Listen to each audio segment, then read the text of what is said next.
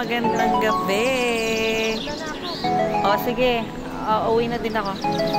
Nakipagkita ako sa aking sisterette. Ayan siya, tangkad-tangkad. Dinalang ko po siya ng yam-yam na pagkain from my boss. Kasi ako'y umay na sa dala sa akin ng pagkaing restaurant halos isang linggo.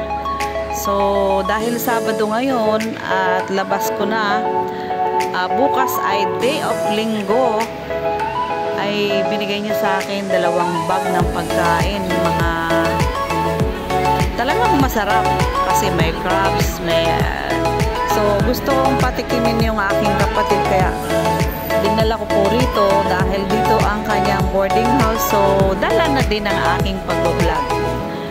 Ang daming Pilipino, guys. Ito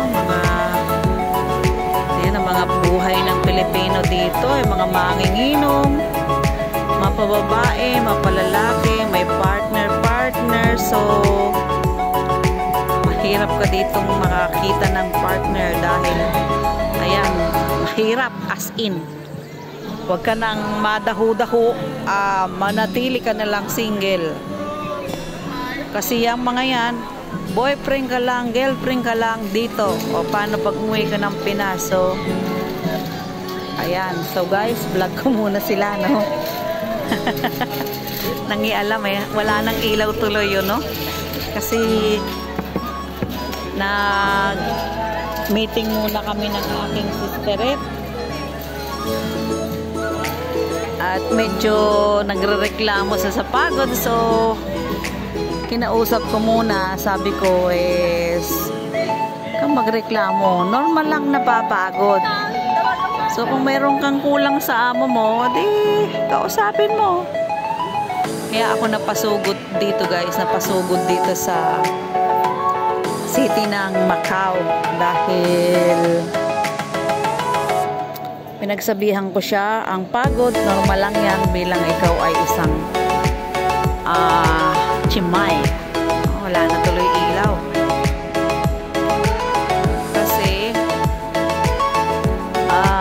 maghapon kanina na puro message.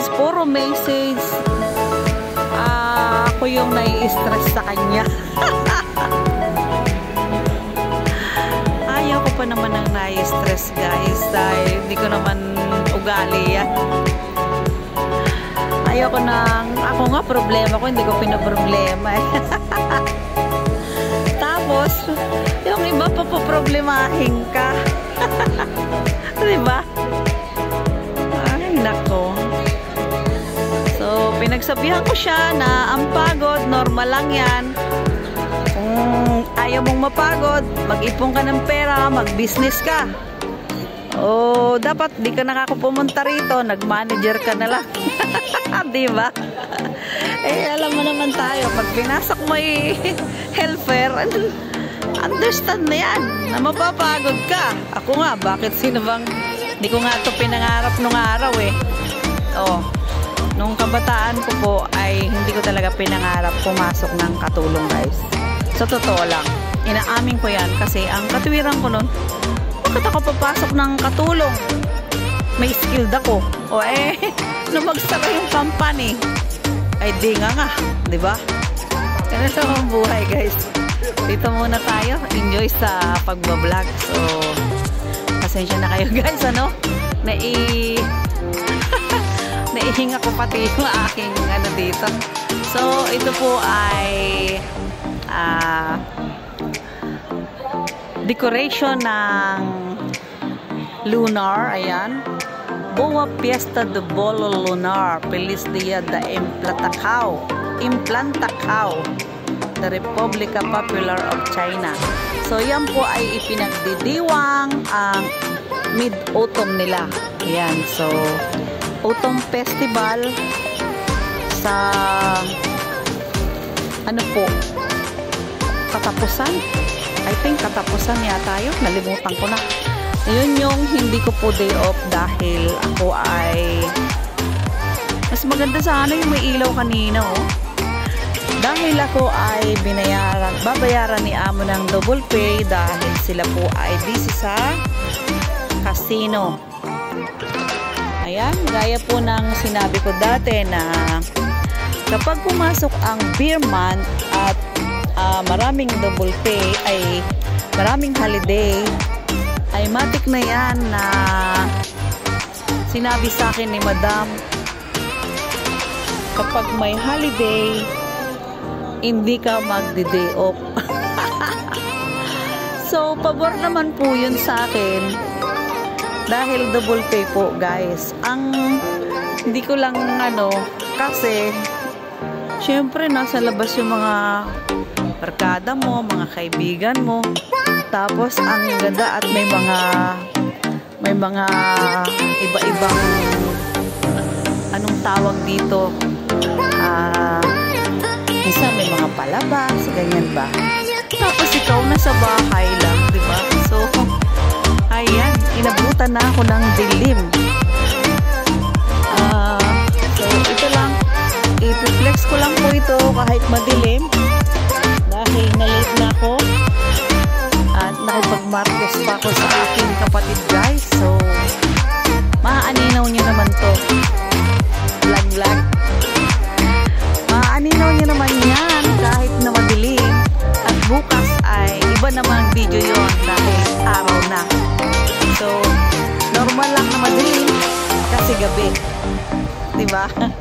Pero bukas kukunan ko rin ito ng may ilaw. So ayan guys, ito is yung isang tourist spot dito, yung church.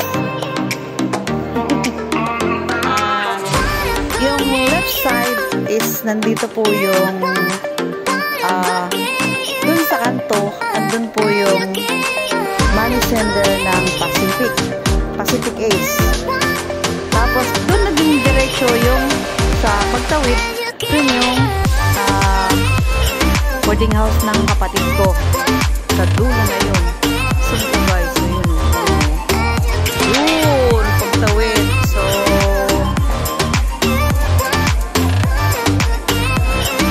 ang daming mga Pinoy guys, ayan no.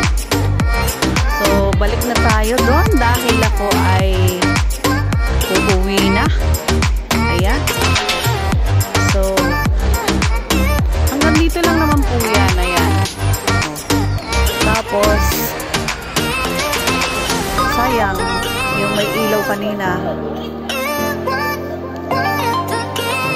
Balik na tayo dito sa highway at ako ay uuwi na. So may inaantay din sana akong kaibigan na magpapatulong sana sa akin maghakot ng gamit. Ayan guys, dahil naglipat po siya ng amo at mag-aano din siya ng boarding house, so andyan naman ang inyong lingkod, todo support, mahirap din. So napaisip nga ako at nabanggit ko na bakit nung ako wala kayo. Talagang ginanong ko guys, binirenta ko. Tapos how many times ka nang palipat ng amo, laging nandyan ako. Nung kailangan kita, wala ka. Tawa ng tawa. Sabi niya, luko-luko ka talaga ate. Sabi ko, kahit kako yung isang friend natin, ganun din. So dahil ganyan talaga ang buhay guys. Diba? Kusa na lang. Ayaw mo naman. Wala namang problema. Pero dahil tayo ay may makatiis, so ganun talaga. Ayan guys, ako'y uwi na. At nag-aantay ang aking friend doon sa boarding house. So ayan, naka-short, naka-pambahay dahil hatid nga lang. Ayan, uuwi na sila, mga nakatikim na ng alak.